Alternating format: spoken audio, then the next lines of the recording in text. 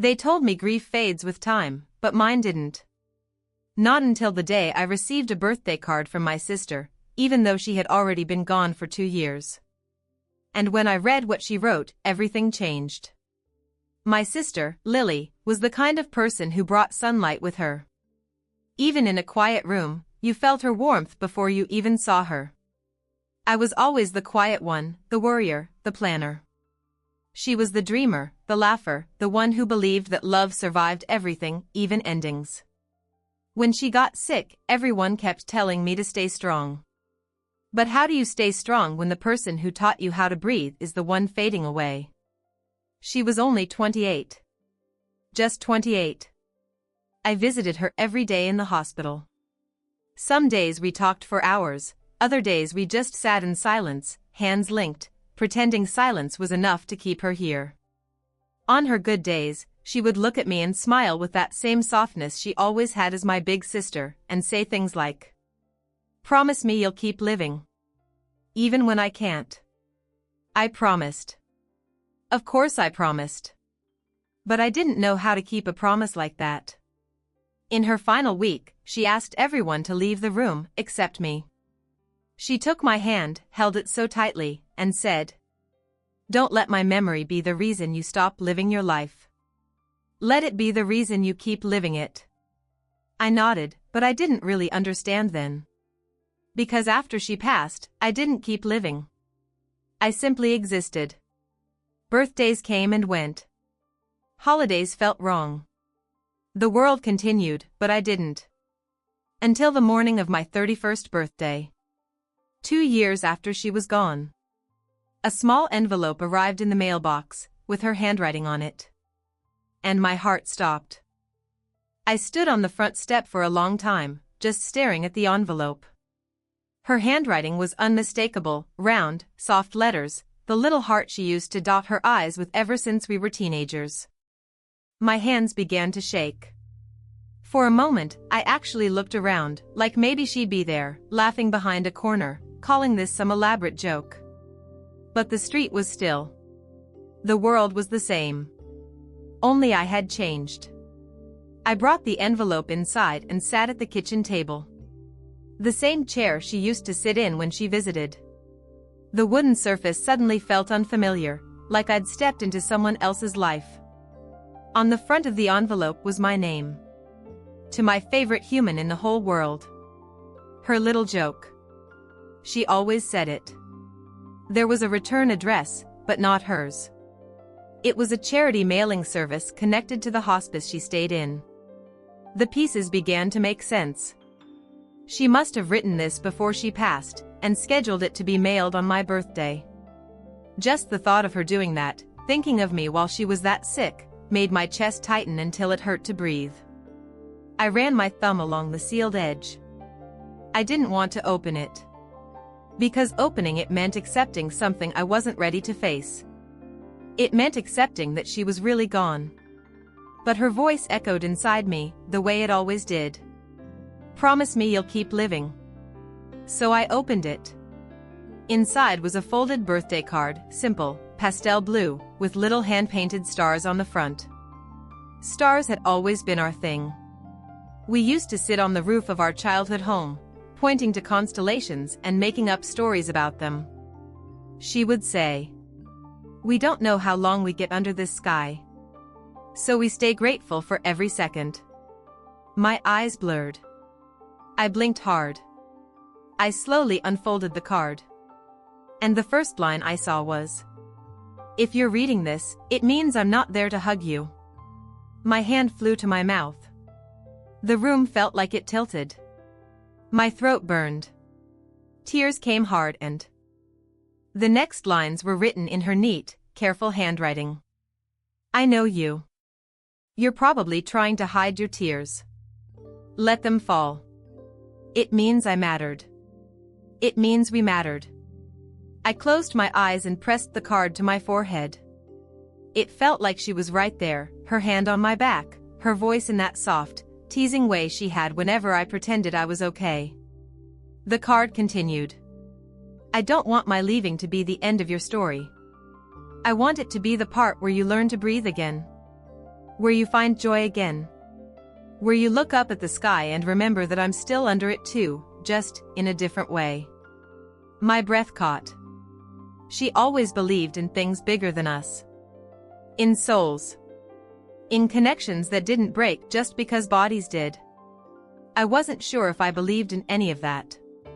But in that moment, I wanted to. Her words went on. I know birthdays will feel different now. But promise me you won't stop celebrating your life just because mine ended. Celebrate for both of us. Live for both of us. Laugh for both of us. My tears hit the paper, leaving tiny darker spots. I whispered, I miss you, Lily, into the quiet kitchen. My voice cracked. Saying her name aloud felt like reopening a wound. Then I noticed something else tucked inside the card, a small, folded note. Her handwriting on the outside read. Open this only when you're ready to hear the truth. My heart stumbled. The truth? What truth could she mean? My fingers hovered over the note, but I couldn't open it, not yet. Not while my chest felt like it was being crushed. I set it gently on the table, right beside the birthday card. My hands were trembling. I didn't know if the truth inside that note would break me. Or save me. I sat there for a long time, just staring at that smaller folded note. It felt like it pulsed, like it was alive. Like it knew something I didn't. I made myself a cup of tea just to have something to hold. Something warm. Something real. But even as the steam rose, my attention stayed locked on that slip of paper. Finally, I whispered to the empty room. I don't know if I'm ready. But grief doesn't wait for readiness. It never has. I reached out and picked up the note. Her handwriting, familiar and soft, read simply. For when your heart feels heavy. That alone made my eyes sting again. I unfolded it slowly, careful not to tear the corners.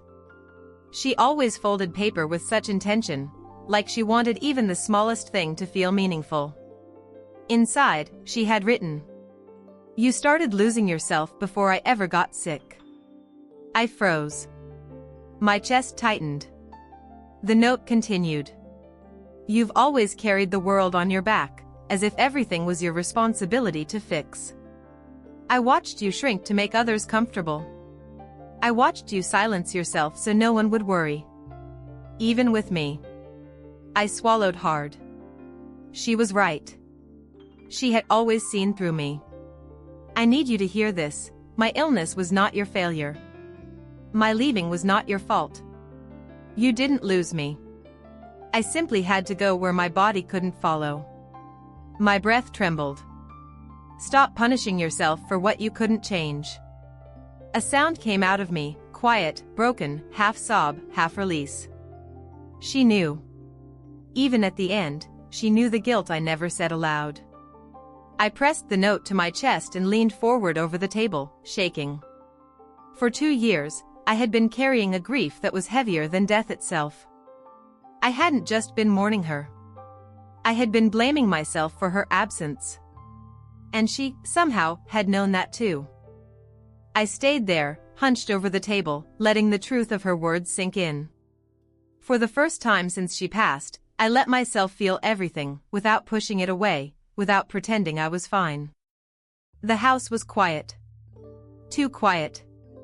But somehow, this silence felt different. Not empty. Just gentle.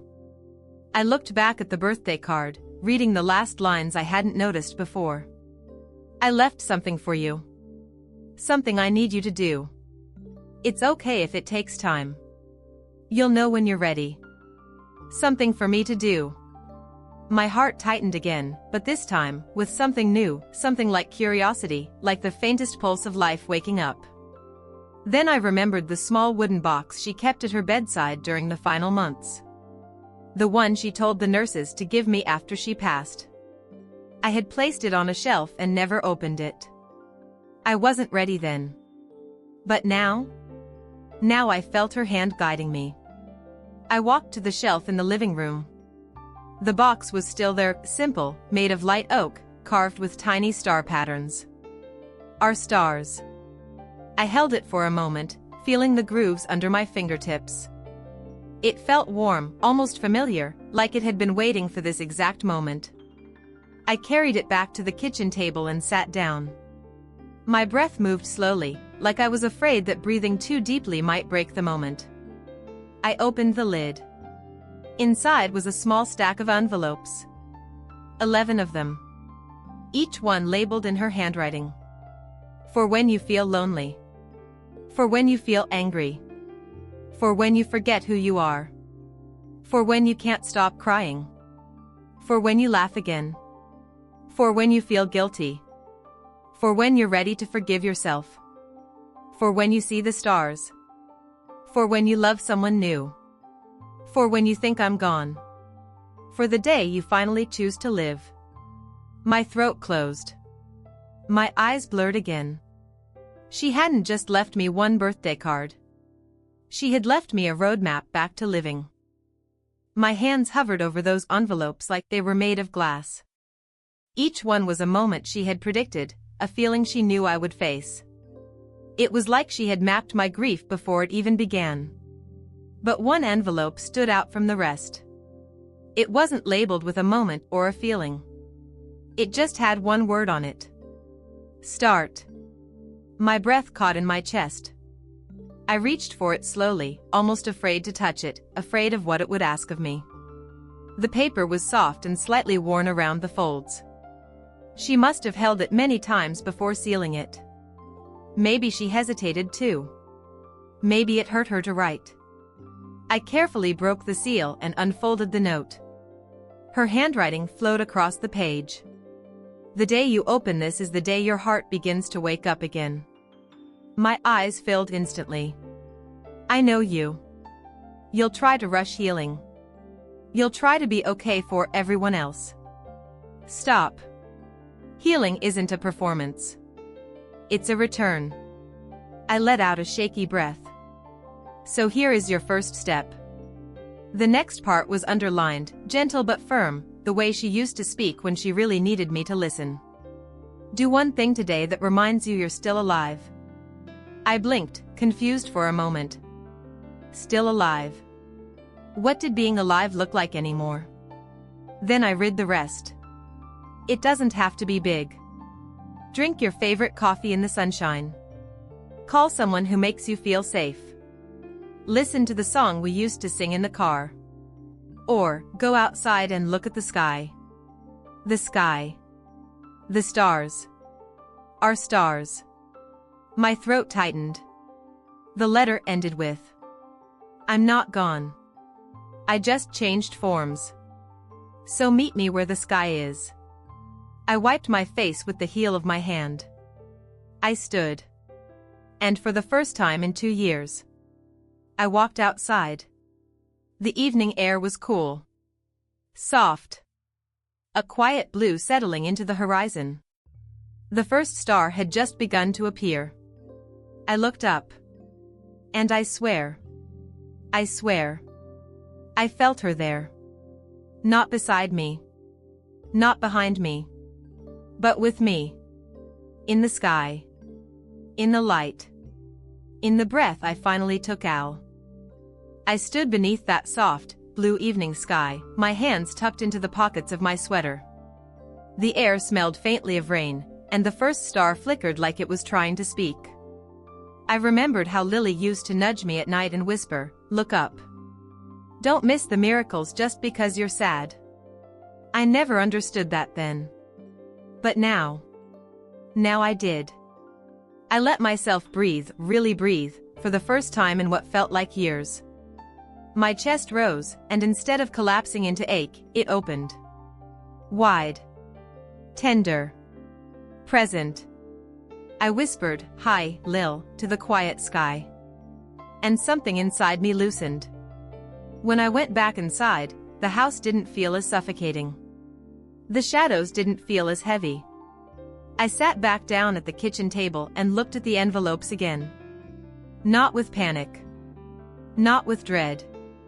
With a softness. I didn't open another one. Not yet. Healing, she said, wasn't a race. So I simply placed them back in the box, carefully, like something sacred. As I went to close the lid, I noticed something I hadn't seen before. A small, folded Polaroid tucked beneath the envelopes.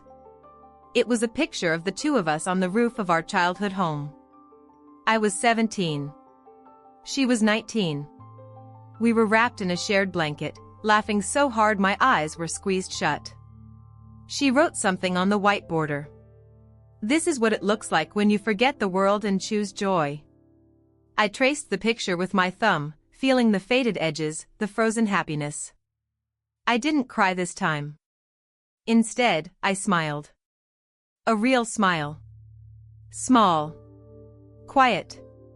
But real. That night, before I went to bed, I placed the picture on my nightstand, right where the grief had usually sat like a weight. And for the first night in 2 years, I didn't fall asleep wishing for the past. I fell asleep remembering the love that remains.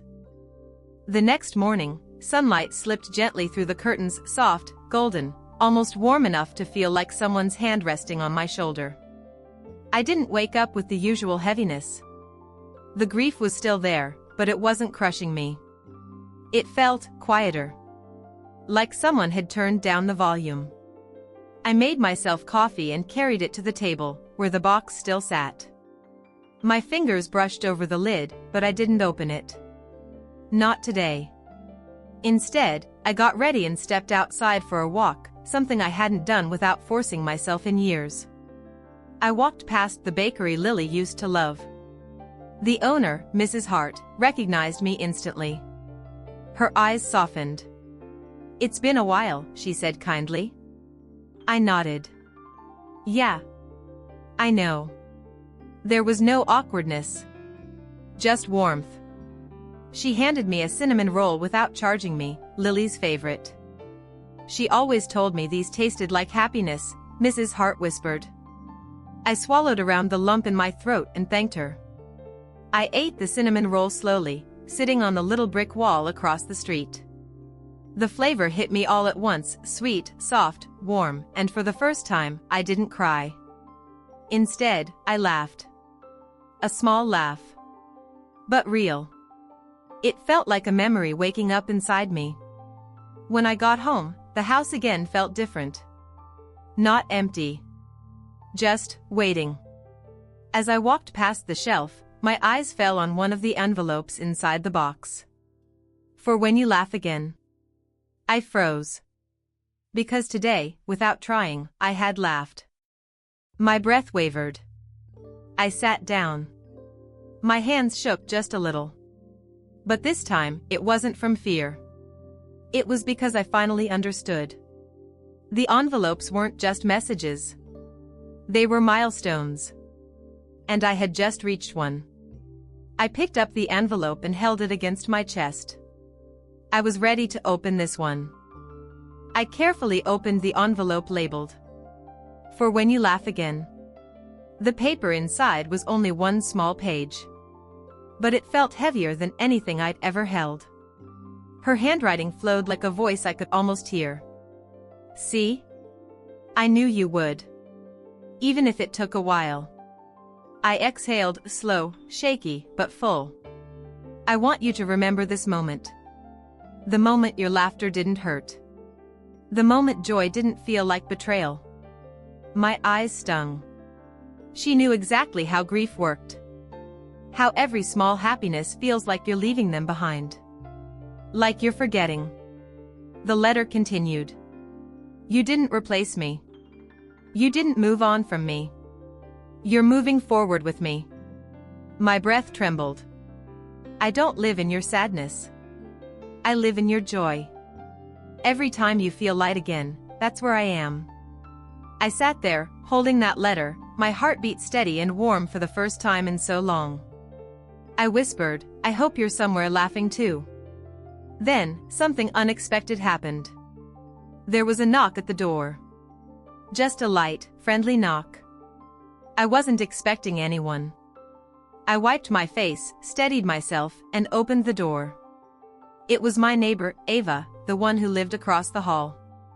She was holding a small potted lavender plant. "I heard it was your birthday yesterday," she said softly. "I didn't want to intrude. But I thought you might like this." She offered it gently, 2 hands, like something delicate. Lavender. Lily's favorite scent. My throat tightened. I took it and smiled, small but genuine. "Thank you." "Really?" Ava didn't ask questions. She didn't try to fill the silence. She just smiled back. Before she turned to leave, she said, "If you ever want company, even just for a walk, I'm just across the hall." Her voice wasn't heavy with pity. Just kindness. And for the first time in 2 long years, I didn't feel completely alone. I set the lavender plant beside the picture of me and Lily. The room smelled warm, floral, alive. And somewhere inside me, that night, I couldn't stop thinking about the envelopes.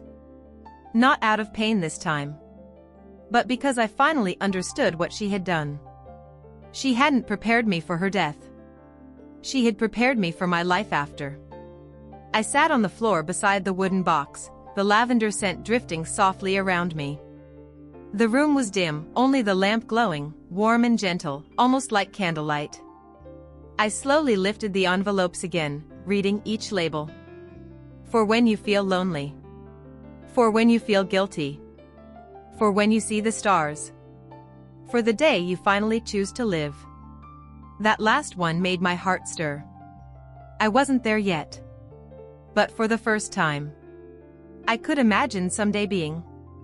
My phone buzzed. A text from Ava. "Sunset looks really pretty tonight. If you want to see it."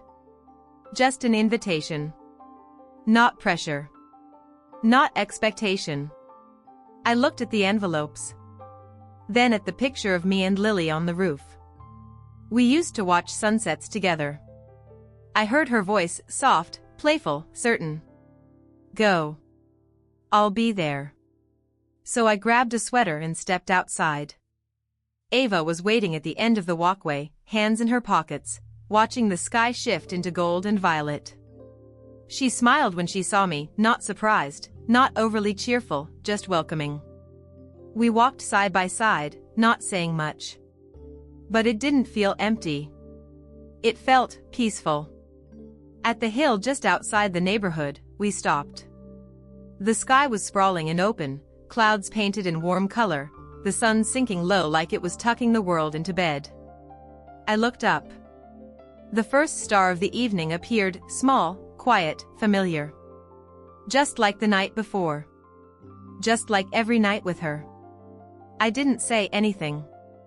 I didn't need to. Because in that moment, standing there, breathing in the cool evening air, I felt it again. Not grief. Not loss. Connection. The kind that doesn't break.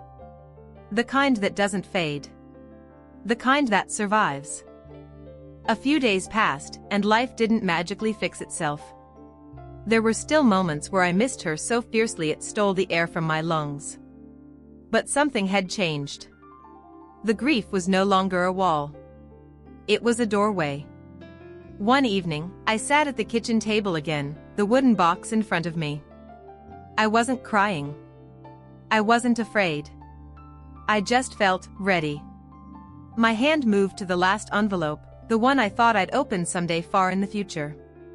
For the day you finally choose to live. My fingers trembled, but not from pain this time. From something that felt like courage. I opened the envelope. Inside was just one sentence. Live a life that would make me excited to find you again. I closed my eyes. A breath left me, long, full, freeing. Not moving on. Not forgetting. But carrying her with me, forward. I stood up, walked to the door, stepped outside, and looked up at the night sky. The stars were bright that evening. Brighter than I remembered. And for the first time in 2 years, I didn't feel like I had lost her. I felt like she was walking right beside me. Not gone. Just changed. And I, for the first time, was living again. Thank you for listening to this story. If it touched your heart, please consider liking the video and subscribing to the channel. Your support helps these stories reach others who may need them. Until next time, may you find healing, warmth, and a little bit of magic in every quiet moment.